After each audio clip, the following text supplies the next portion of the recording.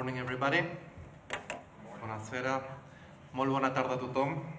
I didn't want to forget the Catalan roots of these very, very nice lands that are related to the place that I come from. Well, I'm originally from Argentina, but I live in Andorra, in the Principality of Andorra for the last 15 years.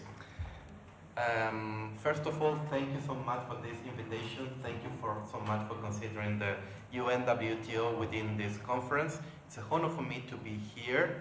And I would like to talk a little bit about what the UNWTO is and why tourism and what we do at the UNWTO Themis program. First of all, we are a specialized agency of the United Nations system. And for sure, you will not be able to read this slide, but it was the idea. So if you can read it, then it didn't work for me. But what I wanted to show is the complexity of the United Nations systems. You know, we have the Security Council, the Economic Council, all the different funds, programs within the UN systems.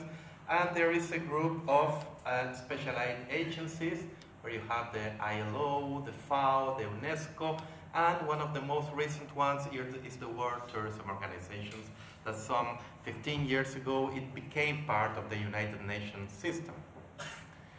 And our main role is the promotion of responsible, sustainable, and universally accessible tourism for all member states. And why tourism? Why does the United Nations system host an agency, a program related to tourism?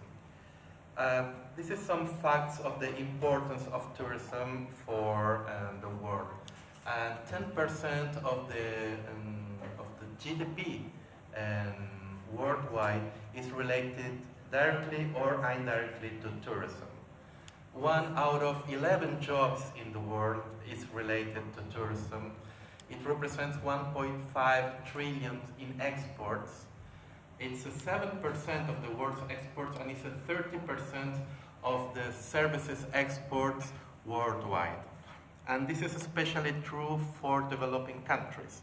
Now that in some of these emerging economy, tourism may represent more than 60% or 70% in some cases of the exports of these emerging economies.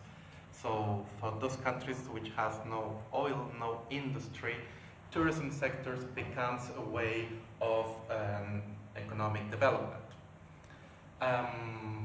When it comes also to think about the distribution of tourism worldwide, another important fact is that tourism will be growing for the following years until 2030. The last provision of UNWTO is that it will grow about 3.3% worldwide. But again, this is especially important for emerging economy because countries, major destinations or developed countries will be growing at maybe 2.2% a year, which is not bad. But developing economies will be growing at 4.4% a year. That is a lot for them. So if we think that tourism maybe 50 years ago, 80% of the international tourism arrivals were concentrated maybe in 5 countries. In a few years, developing economy will have more than 50% of the share of international tourism arrivals. So they will have more arrivals than the already developed economies. So we consider this a very, very important factor for the development of populations within these developing economies. Which are the UNWTO priorities in tourism? Well, apart from integrating tourism in the international political and economic agenda through all the work done by the Secretariat of the organization for mainstreaming the importance of tourism, not only with the ministries of tourism, who are already supposed to know how important it is, but with prime ministers around the world who are invited by Secretary General to sign the white paper in tourism and to promote the development of sustainable tourism. We have a program, and I will not go into much details on it, on the promotion of sustainable tourism and the promotion of the contribution of tourism for development and to poverty alleviation. This is one of the main reasons why the UN system has the UNWTO as one program within the organizations. And the work we do for our member states is to help them improve competitiveness. And how do we do it? And here where it comes education and training. So the best way that the UNWTO has found to help its member states for improve their competitiveness is through education and training. Apart from the knowledge creation, education and capacity building are the main factors for UNWTO to help its member states. And here's where it comes, the UNWTO Themis Foundation. We are in charge of implementing the program of work of the World Tourism Organization in the fields of education and training. And you may know that the UNWTO, the World Tourism Organization, is based in Spain, in Madrid. It's the only UN agency within Spain. You know that most of them are or in the States or in France or in Switzerland, a lot of them. This one is in Spain. And the UNWTO Themis program is based in the Principality of Andorra. I don't know if many of you know Andorra. You? Yes. It's not in Africa, it's not Angola, it's Andorra. Many people think it's in Africa. It's a very small country in the border between Spain and France. These are some pictures. I like to show the country where I live and the country who gave me the opportunity of being in the place where I am today. So these are some pictures that I took in my trekkings in Andorra. This is mainly our main activities within the education and training program, and we develop and implement practical capacity building initiatives through executive training programs. We train government officials from ministries of tourism from all around the world. During this last month, we've been organizing a course for the Ministry of Tourism in Mexico, in Yucatan. The week after, we were in Argentina, in the province of Córdoba. In a few weeks, we will be organizing courses, executive training courses for the Kingdom of Saudi Arabia, and at the end of this year, also for Emirates government officials, and the list goes on all around the world. And we also help member states to improve the quality and efficiency of education and training programs. That is our UNWTO TED Qual certification. This is a certification program that we have for universities, for education and training programs who demonstrate a high level of quality, so they receive recognitions of the World Tourism Organization. We are implementing a similar program to these ones, that is the UNWTO Quest certifications, that is addressed to destination management organizations. And we also have, we support the development assistance program in UNWTO through the volunteers initiative that we have in place. Wanted to share, I know that many of you are from universities, and out of the last research we did a few years ago in UNWTO regarding the education and training in tourism, we identified some challenges that I wanted to share with you today. First of all, the pedagogical and relevance and the update of the knowledge within the tourism education. You know, sometimes we have contents which are from the past century, from the 20th century, and in many cases, education and training programs keep on using methodology from the 19th century, and lecturers are from the past century in most cases, and we are trying to train professionals that will work in the 21st centuries and that will work in a few years from now on, So sometimes the knowledge and the soft skills that we are giving to this new generation are not the appropriate, because we still don't know what they will need in a few years in this changing environment. The employability of the people who study tourism has been a challenge during the last year. That's why we are having more and more specialized training and educational program. Nature is of course one of them. Management of mountain areas, like we were mentioning before, are becoming more and more important to have a more specialized knowledge. Also to consider the changing environment. We have a new tourist. The new tourist is becoming more and more digital tourism, and we are having problems to get adapted to this. We are having problems in communicating this.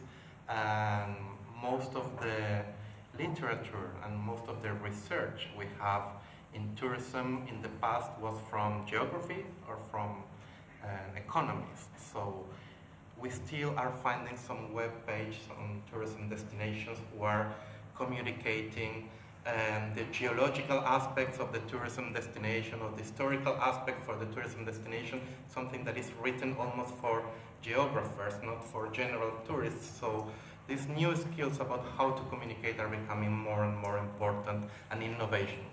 Over everything is innovation, innovation on ways to communicate, on ways to commercialize the tourism products, and way of creating new tourism products and experiences. This has been identified as the #1 challenge in the tourism sector.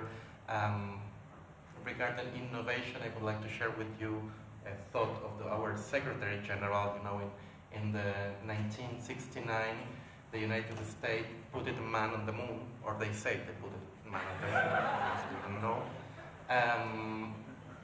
20 years after that, and this was a revolution in the history of mankind, and 20 years after that, the tourism sector made another revolution, and we added two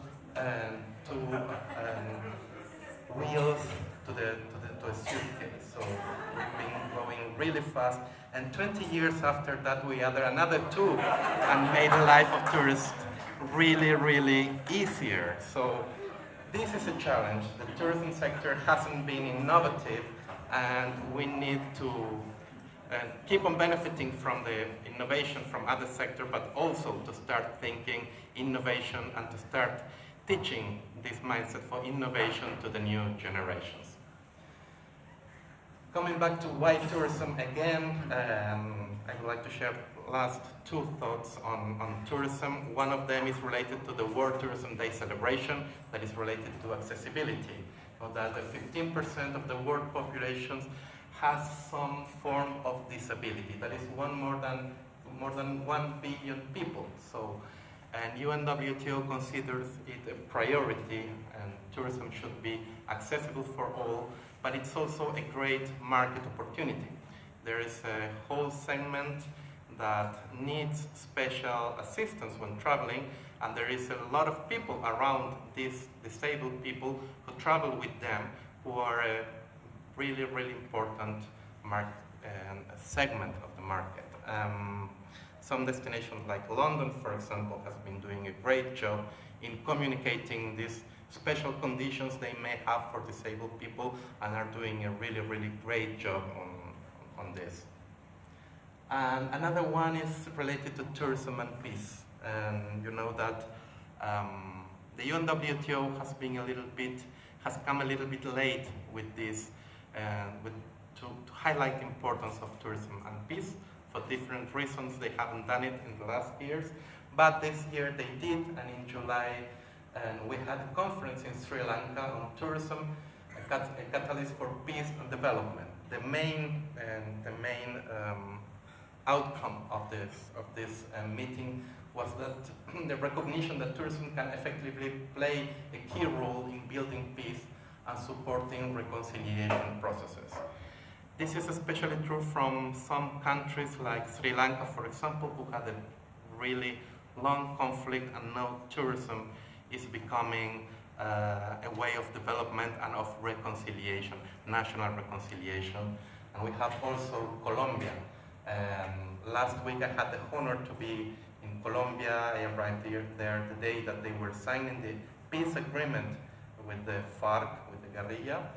And now a whole new opportunities rise after this peace agreement, and all these areas in the country that were in conflict, that are mainly, and many of them related to nature tourism, and the potential is there, will have the possibility to start developing tourism products, tourism experience, and the government is seeing this as a way of reconciliating the people who are demobilized now from the conflict they had, and they see it as a very good way of putting them again into the civil society. Last but not least, I would like to share with you a video. This is related to a publication that the UNWTO has done 2 years ago.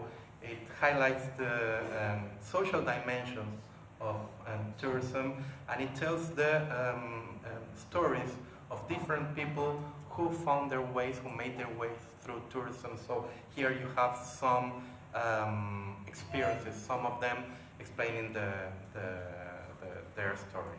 Please.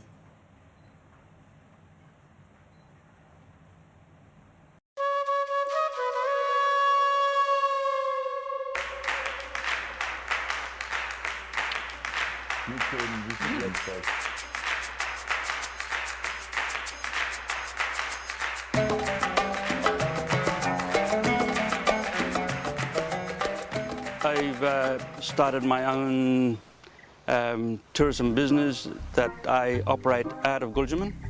I think it's getting people to recognize that there is a place that no one else has seen, but everyone else who comes there can share.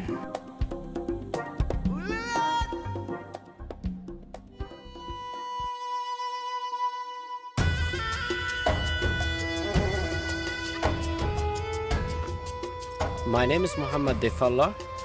I am from Jordan. I born at Wadi Dana. I am from Azazma tribe.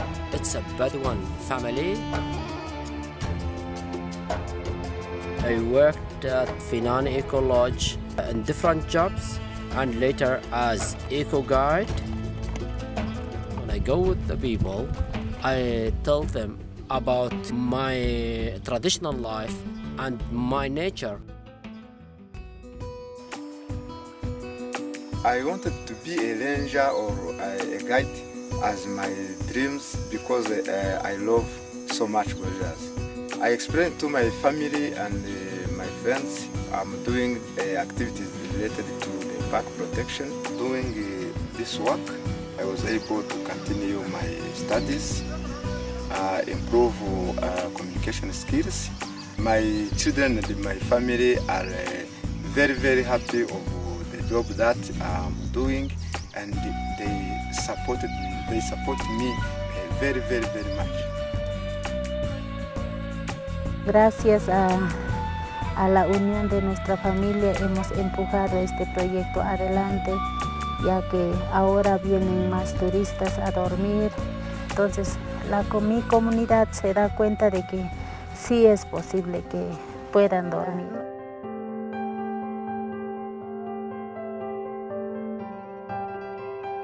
My dream for the future is to see young community people stepping up and doing what I do. Ahora con este emprendimiento he aprendido yo cómo organizar mi familia, también en cuanto a la alimentación y hacer que mis hijos también estudien. Nuestro sueño es crear una pequeña agencia de viajes que los turistas puedan venir directo desde su país hasta nuestras casas en diferentes partes de nuestro país, entonces donde que nosotros las comunidades podemos recibir como las grandes agencias de viajes. Este es nuestro sueño. This is a good chance to find the work close to my family. I became a teacher for the nature.